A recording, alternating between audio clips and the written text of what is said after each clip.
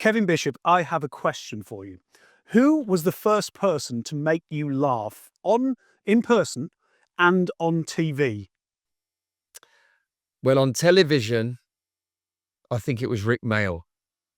Was my very first experience of someone just hilariously funny. Yeah, naturally. Um, there was a couple really. I mean, I've been a comedian my entire life, or an actor my entire life since I was 8. I've been a performer, and I was a tap dancer with Lionel Blair and Ronnie Corbett when I was 8. And I remember seeing Ronnie Corbett doing Swan Lake in a pair of red underpants, What and I what a was eight start.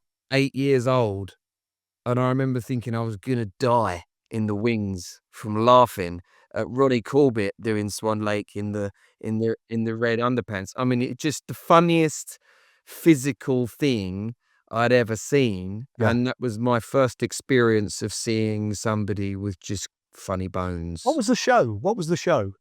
It was Jack and the Beanstalk, and he was Jack.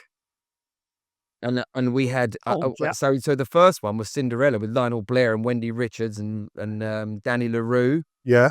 So I mean, not many people will remember Danny LaRue, but very much the sort of Yeah. trailblazer for Drag.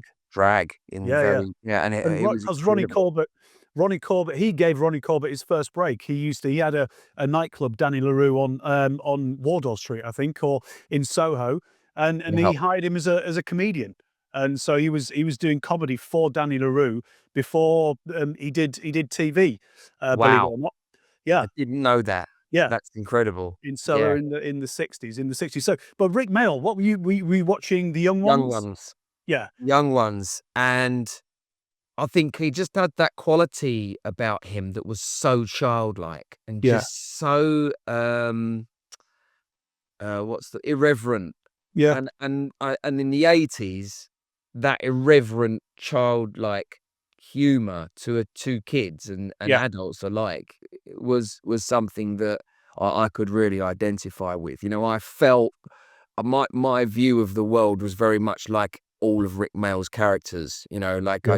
it was just stupid, and I didn't want to conform. I always got that feeling from him that he did whatever everyone was doing, he wanted to do the opposite. Yeah, but he was also very vulnerable as a character. He was Very, always yeah. very vulnerable, and always the one who got the crap kicked out of him by Vivian, etc. Were you one of the kids who, when I watched it, because you were born in 1980, weren't you? Yeah. I was born in 71, so I remember early 80s when it first came around, and you would pile in the next day on to the playground, and you would do impressions of them, and I would always try and do an impression of Rick, because he was the one who made me laugh. But easily the most. Love Aid Edmondson, Nigel Yeah. Planer, but Rick was, yeah, he walked on a different plane. Just unbelievable. It's that physical energy that has to go somewhere. Yeah, And um you don't really meet many comics like that. And when you do, they've got that energy. I mean, and this goes for stand-up comics or wherever, yeah, like there's a childlike essence to them. yeah, There would be with Alan Carr, or there's a childlike thing in there, and that's the thing that's so identifiable, is that kind of like when we're out there in the world and we're dealing with everybody in the real world, in the grown-up world, as it were. yeah, The whole time I have a very childlike voice inside. My inside voice is very childlike, and the brilliant thing about Rick Mail was he wore that on the outside. yeah, And my really early memories of comedy, where I was obsessive about comedy, was Harry Enfield. yeah, I mean, I would watch Harry Enfield and Chums on a loop. I knew every single bit, a quote, every single sketch. I knew everything, did every single voice at school. Harry and Paul Whitehouse, that was my biggest. I remember that when you're hitting your kind of like teenage years, that was like my biggest influence, yeah. was that. Blackadder, Rowan Atkinson, Mr. Bean, It was a like, good time, wasn't it? It was it's it a was a bit brilliant of time. a bit of a golden age, the 80s and early 90s. People often discount the 90s, but I think the early 90s, even throughout the 90s, I think was TV-wise, it's sketch shows. It was a golden age. Very, very important. I mean, and also, like, we talk about this because I am old enough to remember how things were. And also, I've been involved since I was very, very young. I mean, when I very first started rehearsals at the BBC, they had a drinks trolley at the side of the rehearsal space. You know, like, that's how old I am. You know, like, things have changed a lot. You know, and so people like Harry Enfield, and you know, I remember when you'd go to the BBC, and when I was younger, you'd go to the BBC and you'd meet a producer from the BBC, and he lived out in Teddington, and he had like breakfast down his tie, and you know, all he knew about was comedy. You know, Yeah, that was all he knew about. yeah, He didn't know about anything else. He couldn't go and sort of run the, you know, the research team over at the news department or go on CBeebies. yeah, yeah, He just knew about comedy, yeah, and that was it. yeah. And probably didn't earn that much money either, comparatively to what producers and the privatized side of BBC do today. It was very much, if you were in comedy, you were specifically in comedy for the rest of your life, and John you could. Howard Davis. John Yeah, Howard Davis was the guy who was behind Faulty Towers, The Good Life, so many. But yeah, back in those days, he had autonomy. So you had things like The Good Life. The first series didn't bomb, but it wasn't popular. But yeah, he had the autonomy. He had a gut feel and said, "Okay, let's go with it for the second series." It did, and it became absolutely huge. massive. These days, and I'm not playing the old. It was so much better. But what's one of the things that did work for comedy back then was, you could actually, let's go with it. Let's go with it for another series. Doesn't cost that much to make. Give it a We'll give it chance. another chance. Whereas Yeah. these days it's like, no, one fall and you're out. That's it. Yeah, I mean, and when you look at, you know, to sort of talk about Porridge as well, and Porridge was, I think, one of 7 concepts for Ronnie Barker. Yeah, You know, one of 7 that's right. pilots Yeah, for Ronnie Barker. And you think, God, imagine anybody, any talent now being given 7 projects to shoot and choose from. yeah, It's it's pretty incredible. And when you hear those stories about, you know, something like Fools and Horses, which is, you know, probably the most successful British sitcom of all time, yeah. you know. Certainly the most beloved, definitely. Yeah, yeah. I mean, Yeah. however we gauge success, but you look at something like Fools and Horses, and the first series, it was going to get binned because Yeah. it didn't have the viewing figures that they wanted, and it didn't take off properly until the second series, I think. And you also think that Jim Broadbent very nearly was Del Yeah, Boy, yeah. and you just Yeah. think that there's all these sort of, you know, sliding doors between a show landing or not. Yeah. And 9 times out of 10, I always feel like a new series needs 2 seasons, 2 series to find its feet. Because whenever you're creating a series or you're working from the ground up, it's very unusual that somebody on the first series knows what it is and Yeah. what this thing actually is that we're doing. We Yeah. don't know what it is. We're Yeah. finding out. Just going back to The Good Life, in the first episode of the first series, Penelope Keith, she's just a voiceover at the end of the first episode, and it was all about Tom and Barbara at the start. And it was, I think, Richard Bryars who suggested to the writers, bring in the Ledbetters. They need to become like a group, which is absolutely crucial, or ended up being crucial Yeah, to the success of the series. It was never about Tom and Barbara; it was about all of them. yeah. And obviously Penelope Keith, you imagine The Good Life without Margot Ledbetter, or as her as just an occasional character, would never have worked. Well, So I saw the pilot, the very first. If you watch the very, very first episode of Friends, yeah. and it's very much Monica's show. It's Mm. all around Monica. Right, okay. Monica is it's Monica and Friends is Yeah, basically how it is, how the first episode plays out, and within a very short period of time, it became an ensemble piece. yeah, yeah, But yeah, she was the big star. Courtney Cox. yeah. She was the big star at the time, and everybody else was completely unknown. So it was She was very much established, her yeah. vehicle. She was Yeah, the only and it one, yeah. became, yeah, the thing. And I think that happens a lot. I mean, I remember when we were doing Star Stories, and the auditions for Star Stories were, they basically saw every actor, just actors, and a few Yeah, comedians and whatever. There were a few sort of comedians from the circuit, and I had never done any comedy on the circuit. I'd managed to dodge that somehow. I probably have to do it now, but they wanted just actors, and I remember we were all doing these really sort of intricate kind of, you know, nailing these impressions of the people in Star Stories. And for the pilot episode, I was playing Ewan McGregor, so it's like looking at Ewan McGregor and just trying to look at that smiling thing that Ewan does when he's talking, and like, you know, just to get that thing that he does, and I just remember agonizing over it. And then there's another actor in Star Stories called Harry Peacock, Yeah, yeah, who yeah, is Danny Peacock's brother, Trevor Peacock's son, yeah, yeah, from, you know, so yeah. real heritage there. And Harry comes on playing Ray Winstone, dressed as a pearly king, and he just walks in, he goes, "Who wants a slap?" Like this. No impression whatsoever, you know, just as a pearly king, brought the entire crew to their knees laughing. And it was at that moment we were like, that's what Star Stories Yeah, is. yeah, yeah, yeah. We can Gotcha. do all these impressions and we can work on these things, and sometimes it calls for it, most of the time doesn't.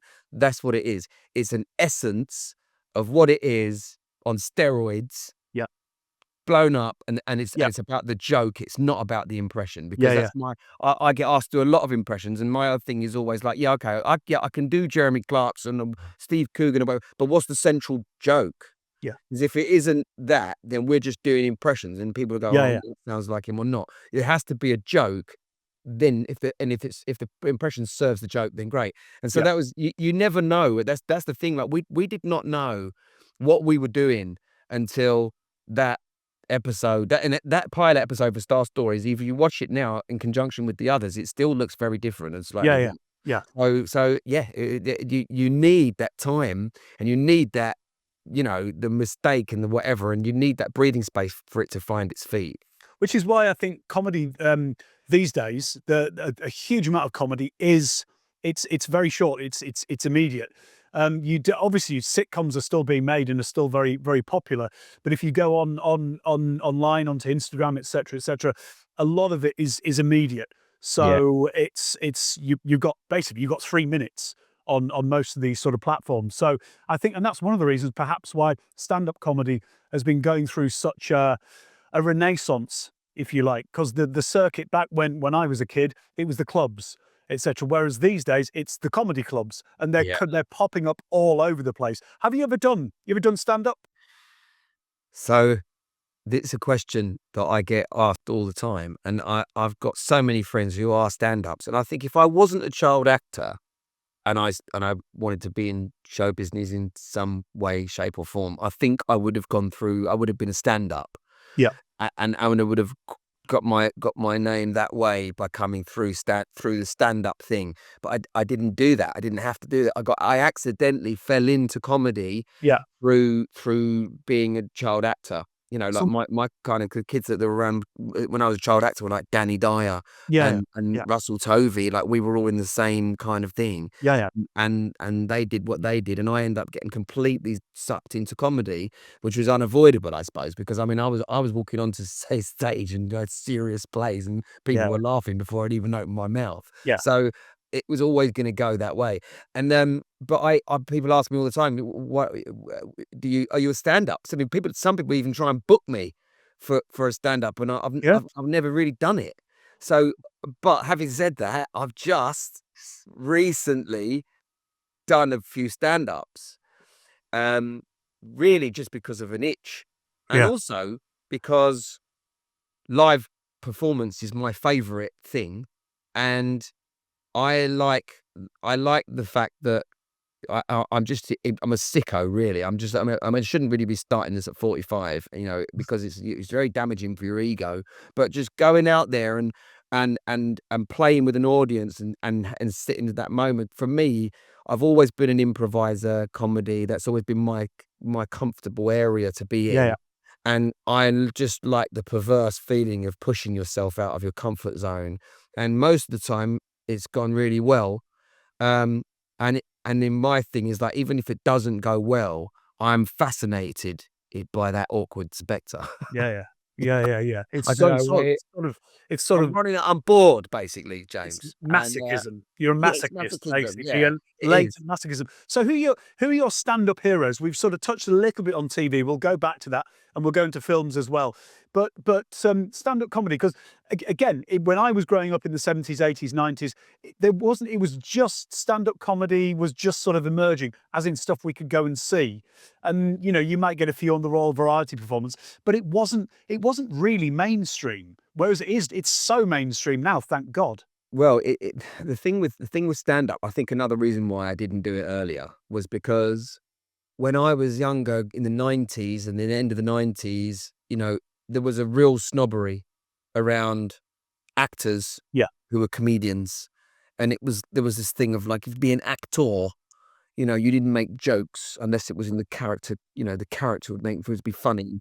And if you did stand up, it was counterproductive in terms of you being taken seriously as an Yeah. actor. Yeah. So for many years, I was like torn between sort of, I really want to go and do this and be funny and whatever, but this will work against me in my acting career. You've got to take yourself very seriously. And then something happened in the sort of mid noughties when it was just like, listen, no, it doesn't matter anymore. Yeah. Like you just do whatever.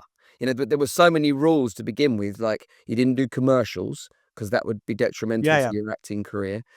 So we never did commercials, couldn't earn money doing commercials. You had to be, if you did television, you couldn't do film and theatre. It was so compartmentalized in those early days, and people would probably think that's mental now to even think that, but that is what it was like. And I think that came from the days of equity when you had a ribbon for telly, a ribbon for film, a ribbon for theatre. You couldn't cross the streams. I think it went a little bit wider than that, in that the snobbery. Because if you look at the amount of legendary comic actors, people like Morecambe and Wise. Morecambe and Wise, at the height of their powers, they got an OBE. That was the most they got.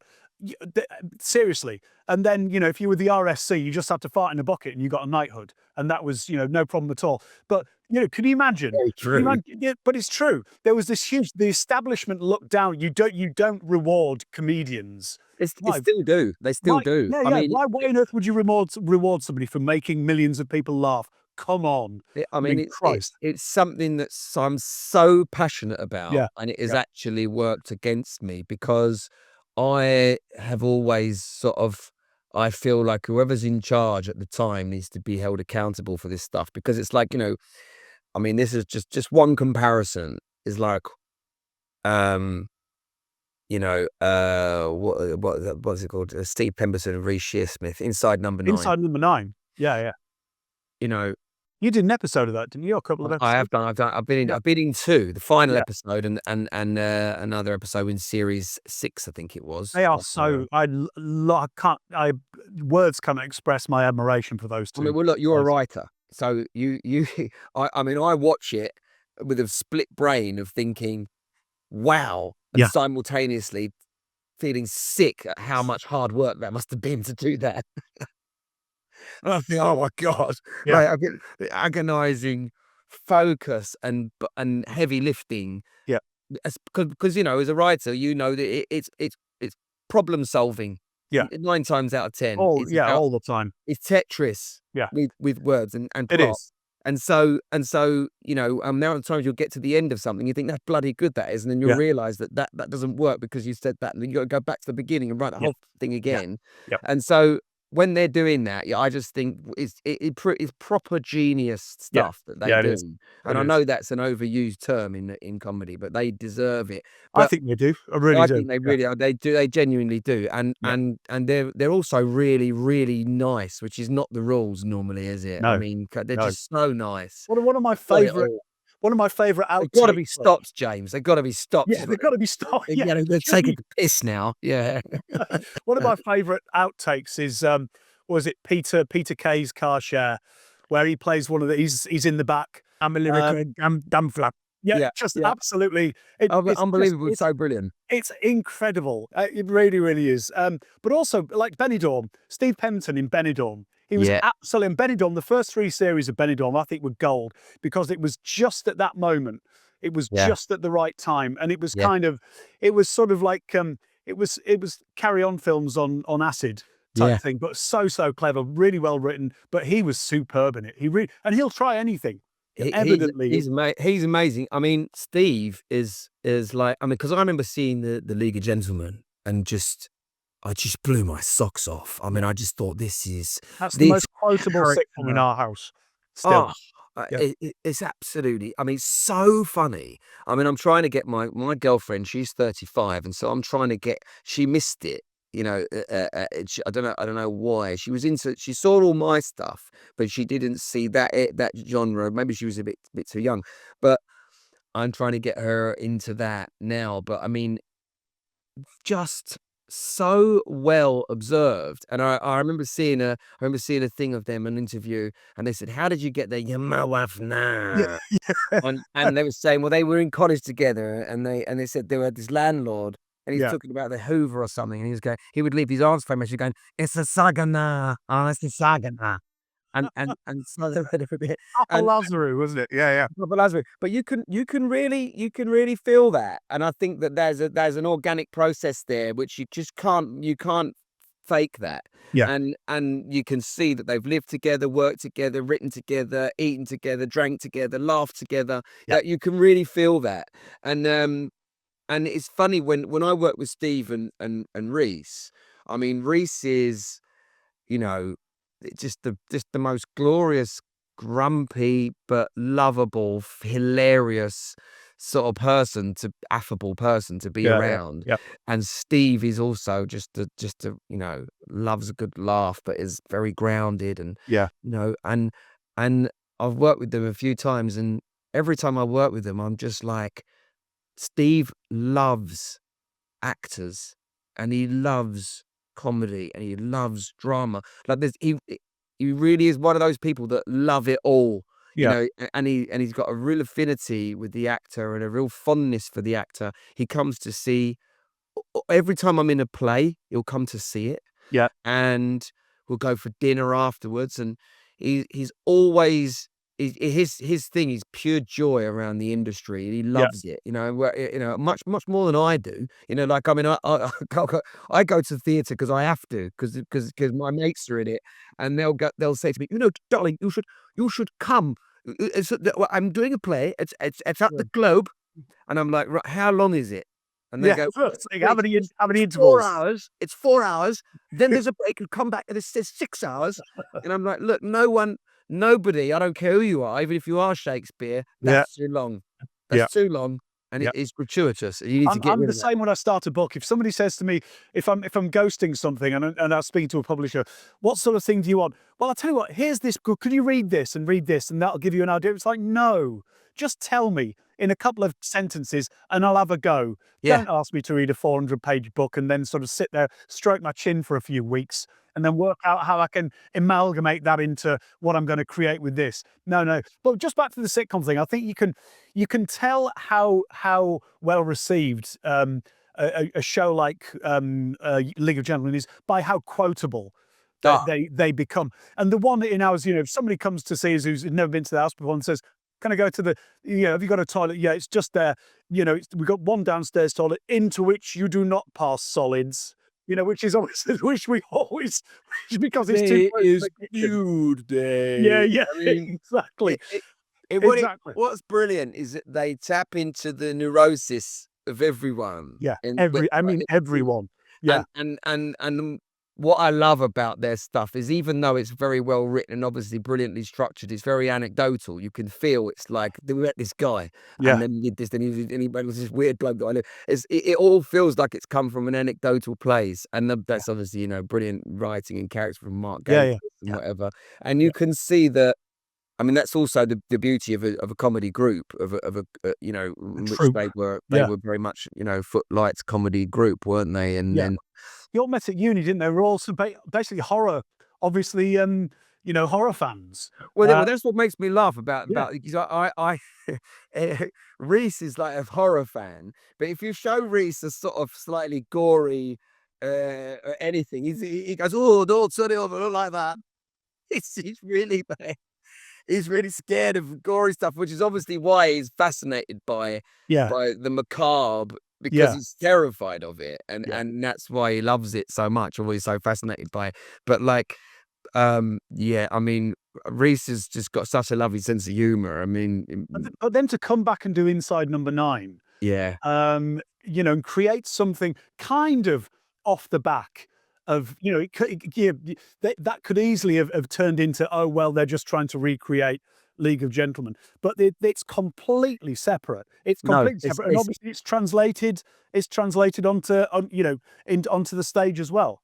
it's much, yeah. And I've done the stage. I've been a guest on the stage one as well, which is an Yeah. absolutely fantastic experience. I mean, I Yeah. would have done it. I'd love to do it again. It was that good, and bless them for getting me in to do it. But I mean, just to go back to the original thing of what I was saying, the reason why I brought Inside Number 9 up Yeah. was because it's still in the comedy budget Yeah.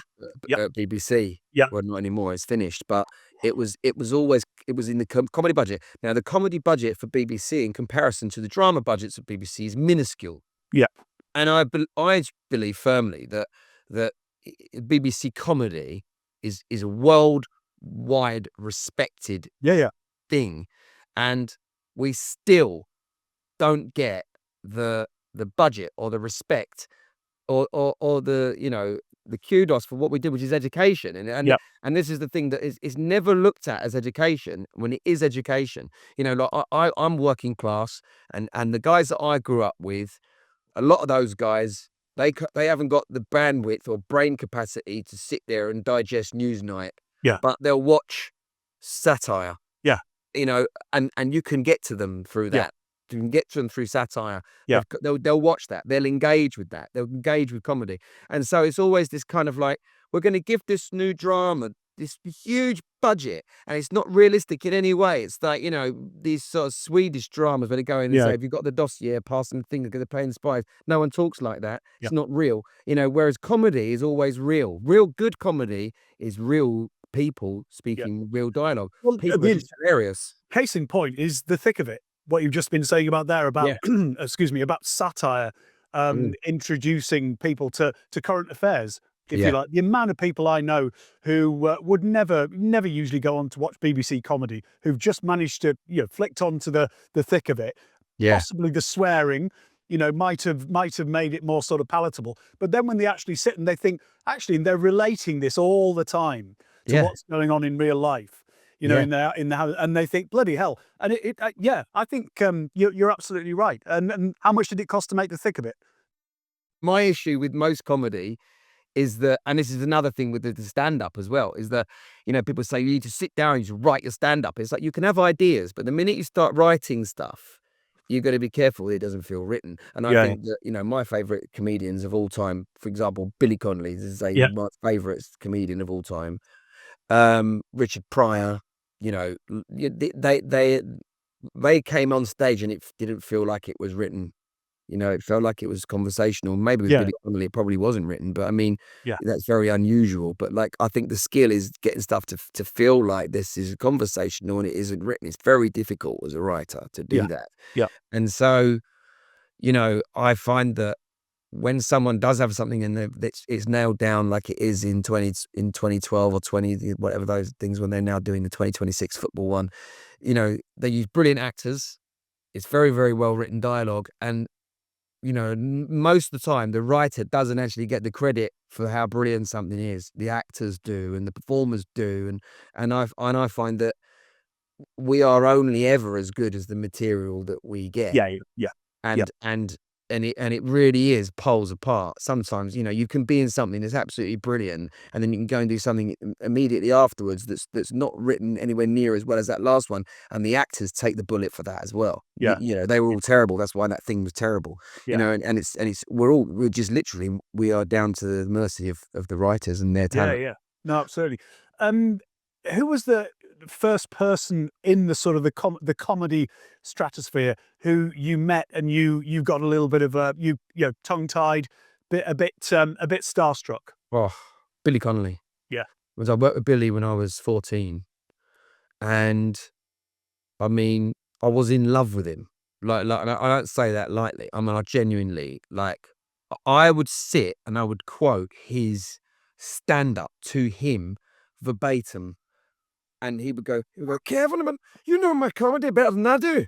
And I would just, I mean, I must have driven him mad. I must have driven him mental because I'm Yeah. slightly I mean, you know, as I'm getting older and everyone's getting diagnoses and whatever, I feel that I'm so much on that spectrum of like what was essentially stimming or Yeah. whatever, or autistic something. I don't think you can really be obsessed about something unless you've got that Yeah. quality about Yeah, oh, yeah. you. But I drove him mad, but he never once ever let me know that.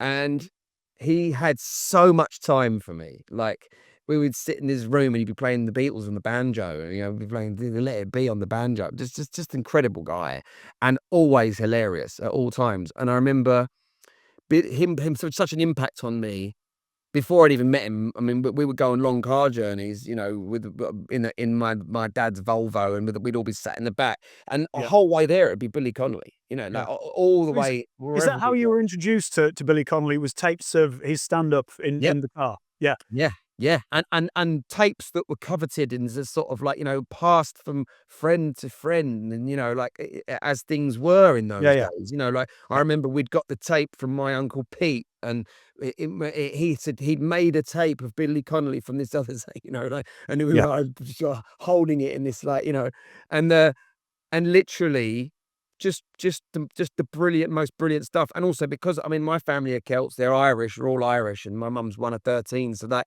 the things that he would talk about were very, they felt that that was my family. You know, Yeah, yeah. we are a very similar kind of thing, and a rhythm to their comedy as well. See, I So knew Billy. So I knew Billy from Kenny Everett, because right. I didn't have any Billy Connolly albums, but I used to watch the Kenny Everett video show, late 70s, early 80s, Yeah. and he was a regular guest on that. They were a fantastic partnership, the funniest two people who were never officially a partnership. But he was Yeah. always corpsing, and he was the first person I remember watching and laughing at somebody losing it Yeah. all the time, and he would corpse constantly. And then I started, I think it was An Audience With. Do you remember the series An Audience With? Brilliant. Billy Connolly, Kenneth Williams, Victoria Wood, Dame Edna in the early 80s. And then I watched that. And I remember he made a comment. He suggested replacing God Save the Queen as our national anthem with the theme tune to The Archers. And it Yeah. was one of the funniest routines. And then something like a grey pubic hair when you're getting older, or something like that. And Yeah. that was my introduction to Billy Connolly. And he's like the gift that keeps on giving.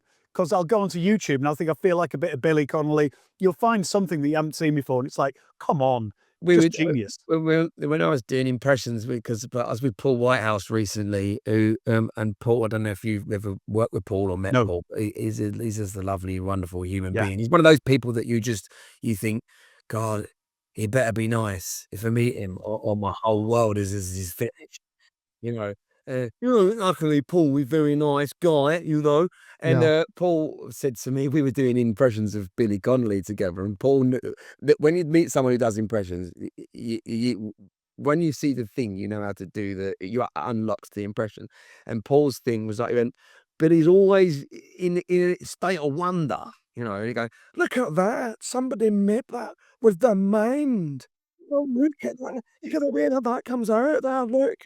And that was the unlock of Billy Connolly. I remember as I lived with Steve Coogan, and Steve Coogan, if I did an impression of someone, Steve would go, thanks for doing that, because now you've done that, I know how you do that. Because this is it, and now I know it's things. I didn't know before, but now I know, so I'm going to do it. And now you know the thing, I'll do it myself. And when you meet other people who have that mimicry yeah, thing, yeah, yeah, yeah, it's always a physical thing. And then once the physical thing is observed, then you're like, ah, right, okay, got the voice yeah, now, yeah, yeah, you know. yeah, yeah, I remember that was Paul obviously loves Billy Connolly as well. And I mean, Billy Connolly, I did a thing and film with him when I was 14 called Muppet Treasure Island, and Billy played Billy Bones. And I've never admitted this ever, but on camera, but there's actually a scene where he's in the bed as Billy Bones, and and Gonzo and Rizzo are getting things out of his trunk, and Billy's just been so funny all day, and that not like the cameraman had to sit down and have a breather, and like, because it was just, he's been tears laughing at him the yeah. whole day. And I'm still laughing in the scene, not supposed to be, right? and it's Billy. It's just Billy. And I remember he dies on page 13, and he leaves. He left. We were shooting it at that time, pretty much sort of chronological kind of order. And he just left. He left the set, Shepperton, and didn't come back. And we just didn't get over that blood loss. We Yeah, yeah. never got that back. And it was, I'll never forget. It was one of those moments to me. I thought, if I can be that famous and that nice, that's the goal. Yeah, yeah. You know, and so anybody I ever met, and I've met a few people since, not that many, but a few, and who have not really had the best attitude. And I always Yeah. think, you have got no idea. You know, like there's people like Billy Connolly. You know, I was working on a job in America, and we had a really difficult person on that show, and the directors, we'd share directors, and they said, I've just been working with Robin Williams, and he's making everyone tea, and just the most amazing person. Yeah, yeah, yeah. Coming on here now, and we've got to deal with this prima donna Yeah. when we've just been working with the absolute god, you know. Yeah. And for me, that's always stuck with me. I've always stuck with me. I just thought, you can be really nice, you can be really funny, and you can actually be a joy to have on set, Yeah. and be really famous and successful and have all the And things. then you've got it all. You've got But you everything. don't. It's really difficult to be obnoxious and hard. It's harder. You know, like it's Yeah. so much easier to just go on and be nice and just get on with it. And so Billy was I don't know, like he probably would have no idea of what an impact he made on me as a kid, but Yeah. I just adored him. And Yeah, he's proverbial national treasure, really. he Isn't said to me, he gave me his address, right, and his phone number for his landline, right, because that's how long ago it was. he? Yeah. And he went, and his house that he lived at was called Grunt Futtock Hall. And I Do you know where called the him on the group? landline. I'd call him on the landline, and I used to have a chat with him on the landline, you know. And I think that you and I sort of connected over Barry Cryer. Yeah. Yeah. Yeah. And Barry was the same thing. Barry would go, right, Kevin, I'm going to give you the landline. Yeah. I don't have a mobile. Yeah. And I'd be like, okay. And he'd be like, call me on the landline. And Yeah. a lot of answers, but Yeah. Yeah. Yeah. and I would call Barry on the landline. Yeah. We'd Yeah. have a It's chat, fantastic. you know. And Barry and I ghosted Bernard Cribbin's book, and him and Cryer were mates, but they were all, if they weren't working, or you know, their great joy, they would sit down with the phone book, they'd get out and they'd just call all their friends Yeah. on the landline, and if they weren't there, they would leave messages. And Yeah. I've still got Cribbins on my mobile phone, old messages, you know, sort of like, give us a call, Chuck, and all this, that, and you know, absolutely fantastic. But you know, Gruntfuttock Mansions, you know where the Gruntfuttock thing comes from? No. It's a character in Round the Horn that Kenneth Williams used to play called J. Peasmold Gruntfuttock. And he plays Right. this sort of old folk, basically an old East End pervert who goes around leering at people. J. Peasmold Gruntfuttock. That's where it comes from. If you listen to Round the Horn, the old Kenneth Williams 1960s Yeah, I know radio it's Round the Horn. Yeah. which was very, very near the knuckle. A lot of it. Yes. A Yeah, lot it of that was. went completely over the establishment's head. But that's Yeah. where he got it from. But no, God bless Billy Connolly. Absolutely, absolutely. So let me touch. I want to touch on Porridge, Yeah. if you don't mind, because there's been quite a few classic sitcoms, if you like, that have been remade. I think the two I think that have worked, Porridge, and I like the Perrin, the Reggie Perrin ones with Yeah. Martin Clunes. I thought some of those were excellent, because obviously it was still David Nobbs. I think it was Yeah.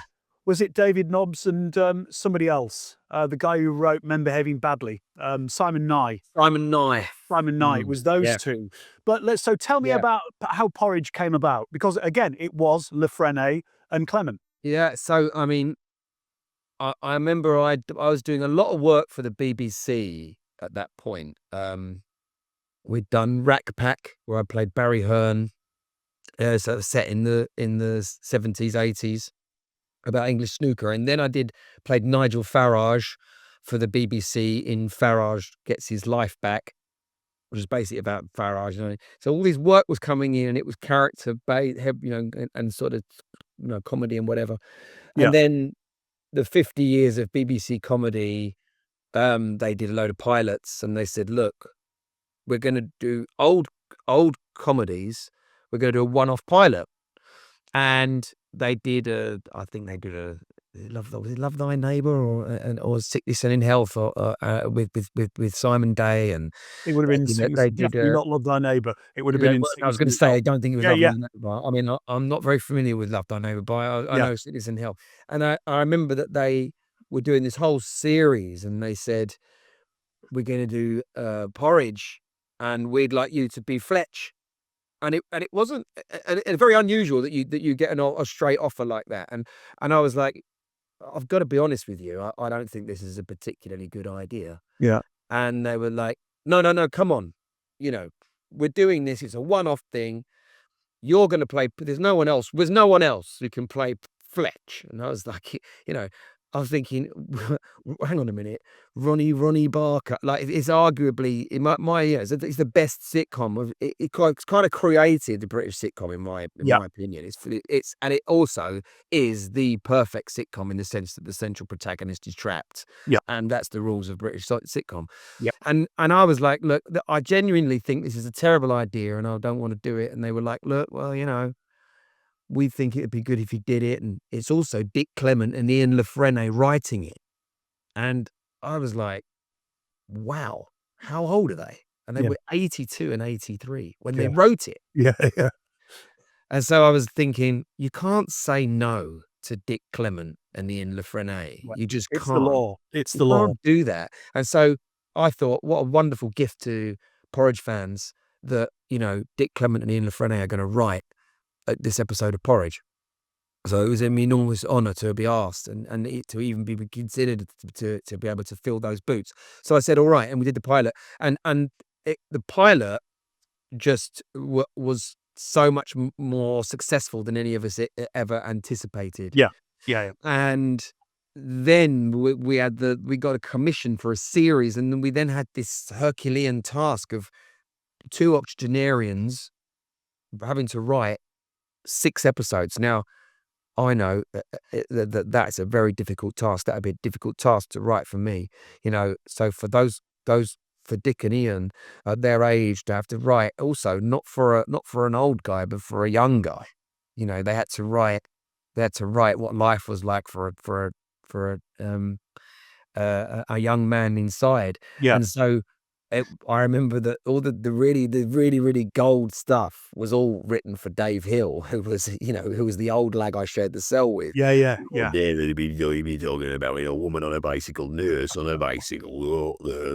And he had all these wonderful soliloquies, and because they were writing for what they knew, Yeah, and yeah, yeah. but I was a little bit adrift with mine because I had to kind of dig deep and we were I felt like we were very unsupported at the time by Yeah, the BBC in that process. I think that they wanted to do a one-off, but they didn't necessarily want to do a full series, and by yeah, public demand were forced to do a series, and then they kind of didn't know what to do with it. yeah, Which yeah, was nuts, because I remember being in lockdown and thinking, because it only did one series and they didn't commission a second, and it was one of the most expensive sets I've ever been on. And I remember thinking, when they cancelled it, I remember thinking, okay, all right, but it doesn't make sense, because when we were in lockdown, I was thinking, how much would everybody love 3 or 4 series of Porridge now, sitting there in yeah, lockdown yeah, yeah, to watch that. yeah, It was a real shame that we didn't do any more. But Dick Clement and Ian Frene, I still keep in contact with. I still email them and chat to them backwards and forwards. They're still coming up with ideas. They're unstoppable. Um, it was just one of those things. It got an absolute kick in by sort of the public, and I don't think the public were aware that A, Ronnie Barker didn't write the original, yeah, and B, this was written by the original writers. yeah, This yeah, is like, yeah. they were like, Ronnie Barker will be turning in his Well, grave you if he knew that you was doing this now.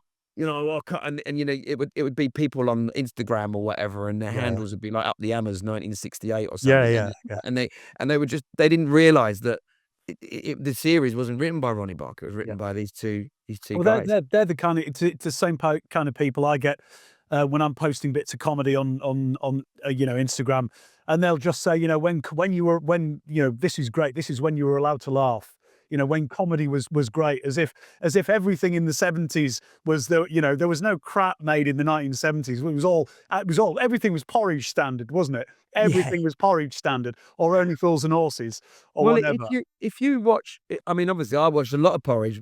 I mean, Yeah. I used to love Porridge as a fan anyway. But Yeah. but when I did when I played Fletch, I did a deep dive into Porridge again. Very hard to get hold of at that point. Yeah. And there was. You look at the way the humor has moved on. I mean, a lot of it. I don't think they can put it on telly. But No. the very interesting thing about Porridge was that it actually wasn't very.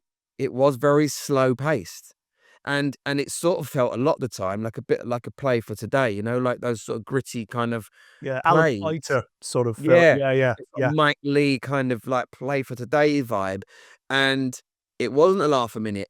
And Ian Lafreniere explained this, and he said, "I wanted everyone to know that it wasn't a laugh in prison. We might have Christopher Biggins skipping along down the wing or whatever, Yeah. but it isn't a laugh a minute."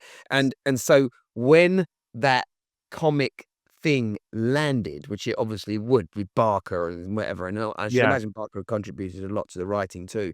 But when that comedy landed, it landed so hard because the reality, it was comic relief. Yeah. That's what they were masters in. And I've never worked with until to this day, before or since, with anybody who understood plot and structure better than Clement and Lafreniere. Yeah. They have plenty of practice. That's their skill. Yeah. Is plot and structure. I think even in between the scenes, in between every scene, on there'd be a slamming of a door. You'd see a prison guard slamming a door. It was basically to remind you that they're locked up, they're in prison. You know what I mean? It was so clever.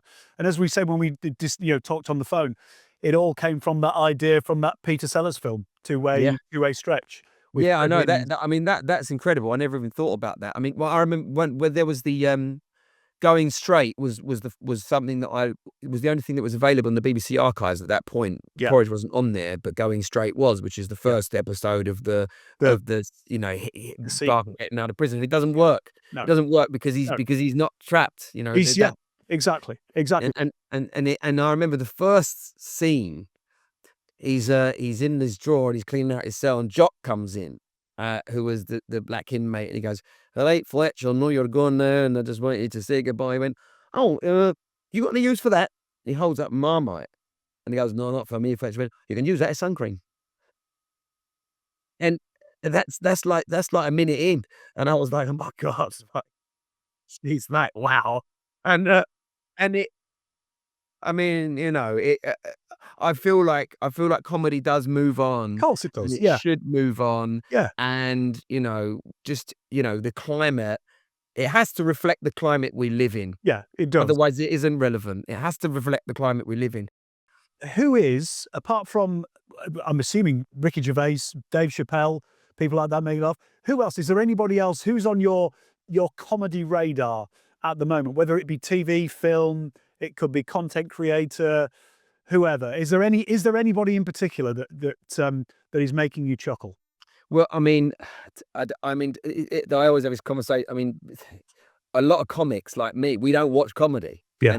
Which is so weird. I mean, we grew up watching it, we're obsessed with it, and then I lived with Steve Coogan for a long time, and we would joke about this. And all Steve and I would do was sit and watch Missing Sea Liners or Hitler's Last Hours. That's the sort of shit that we would digest on a massive level. It was a Werner Herzog documentary, a really obscure one, but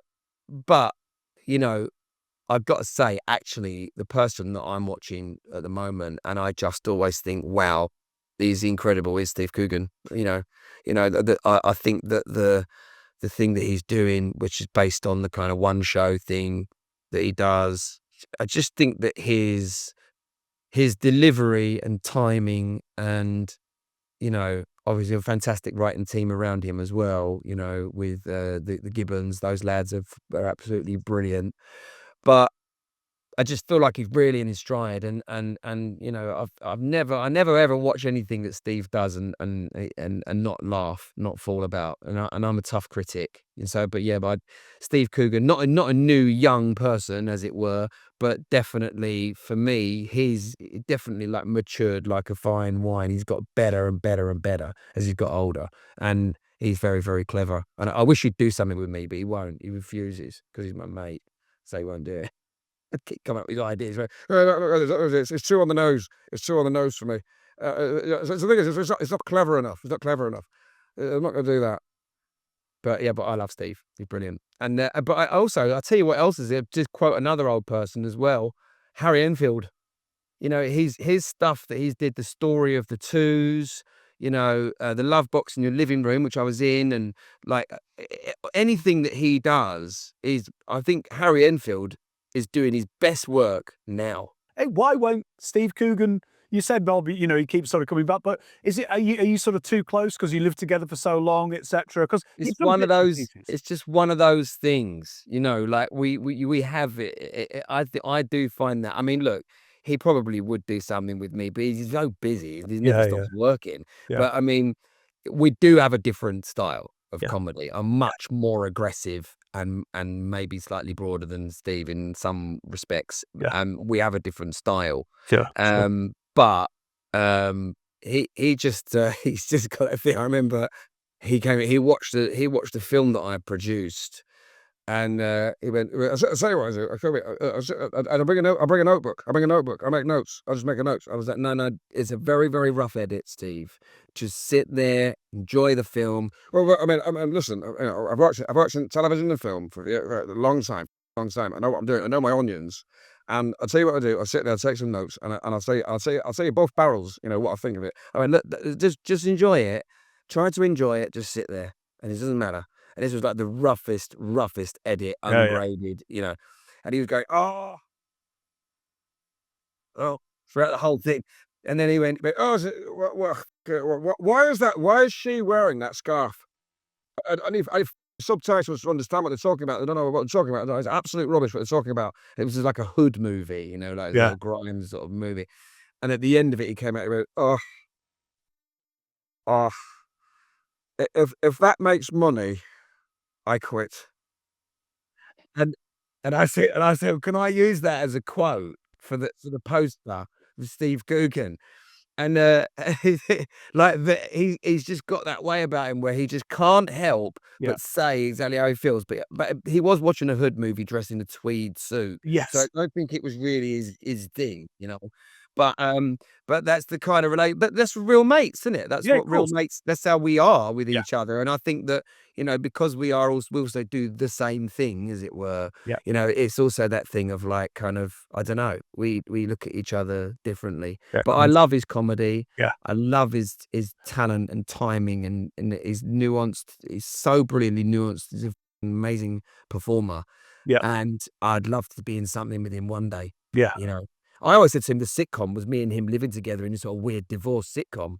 And he was like, "You'll never get it past anyone because we're two middle-aged white males, and it will never happen. We'll never get commission. Just forget about it. We have to change it. You could probably be, if you were black, it would work." That is a frighteningly good. Having a frighteningly good impression. I know he can't do me, so it drives him mad. Really? Yeah.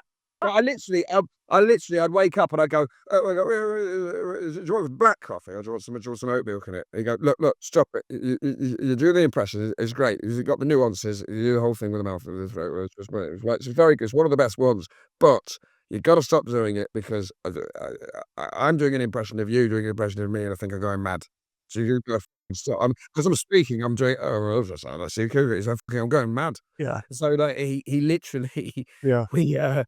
but he can't do me. If he could do me, he wouldn't care. He'd be doing to each other all day long, but he can't. He just goes, "Oh, I'm Captain Bishop." Yeah. So he can't do it. I do wish you'd bring back Saxondale. I loved I loved it. Saxondale was great. Yeah, it really was.